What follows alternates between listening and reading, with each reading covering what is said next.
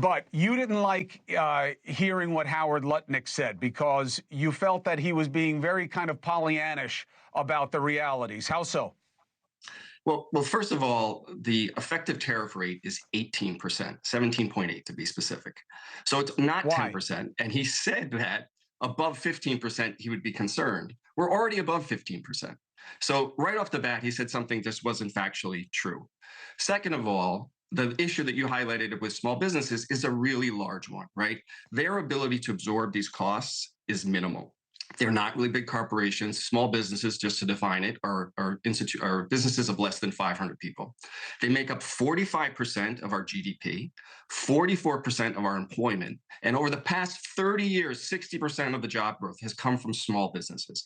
So the effects and knock-on effects these tariffs will have on them is well reported. You're seeing stories about them now, about the effects of the tariffs and how they are on their bottom line, is a big issue for us because they are a huge engine for the economic growth for the U.S. So this friend of mine runs a business called Gym in a Box. You know, you make fun of me for wearing it, but I'm telling you that electro-stim therapy works. But that's not the point.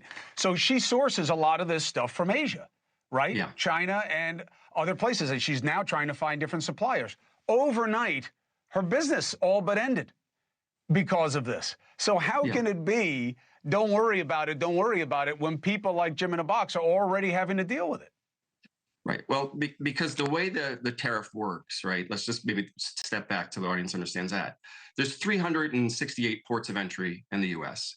The product comes in to the customs officer, and the importer of record pays the duty on that. So the price that is increased is there. It goes to the U.S. Treasury. Your friend who has to pay that has to pay it right up front if they're the importer of that product. It hits them right away. There could be some reciprocal back where the importing the country of import maybe does a credit or lowers the price, but the price is paid by the U.S. importer, so they absorb it right away, and then most likely pass it on to the consumer. And that's the fear of the imports and kind of the knock-on effect that they will have on consumer spending, on small business spending, on consumption and investment. Assuming you even have the capital, you know, the cash to get what you need to sell to people in the first place, which is where I think a lot of the small businesses are going to get choked. This is the one other thing I wanted to highlight for people. So the counterfactual is, oh yeah, we already brought in 10 trillion because businesses know they have to do business with Trump. So they're going to invest, they're going to build factories, and it's going to create 5 million more jobs. Forget about the fact that we already have open manufacturing jobs that we can't fill. We're going to have a lot more of them. Here's Lutnick's case to why this is all going to work out.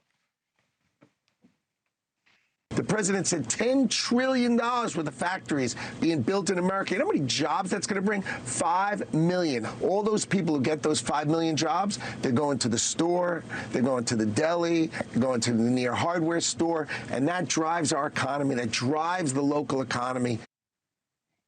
Theoretically, let's leave to the side, I want to see the proof that there's going to be 10 trillion. Trump says doesn't count as proof.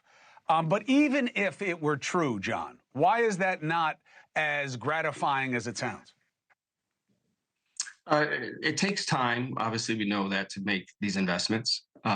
We already have approximately 7 trillion of capital expenditures each year. So the number is already high. So adding an additional 10 trillion over the course of the next 4 years, yes, is incrementally high, but within context, you know, it is within percentage, you know, whatever, 10% kind of basically a year.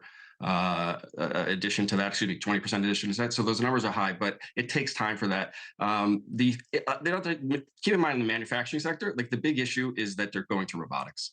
So you could make these investments here in the U.S. that will take time and hopefully do create more jobs. However, that industry is going by way of robotics. And you're fighting against a slippery slope with manufacturing jobs decreasing, robotics increasing, and you're going into an industry that definitely has negative headwinds towards it. So to create that would be great. I hope it happens. However, you know, there's a lot of things working against those assumptions, and they are just that, assumptions. You know, I really think the president gave us a window into his perspective on this when he said, we're going to go back to when we were the strongest during the Gilded Age. It's not when we were the strongest. And there were a lot of problems back then, and there were a lot of conditions that will not be repeated today. It was called gilded for a reason. Gilded means gold-plated, fake. The golden era was the next one. post-World War II. But Johnny, thank you for explaining this. Thank you for watching. Subscribe below and download our NewsNation app right now on your phone, and you will get fact-based, unbiased news for all Americans.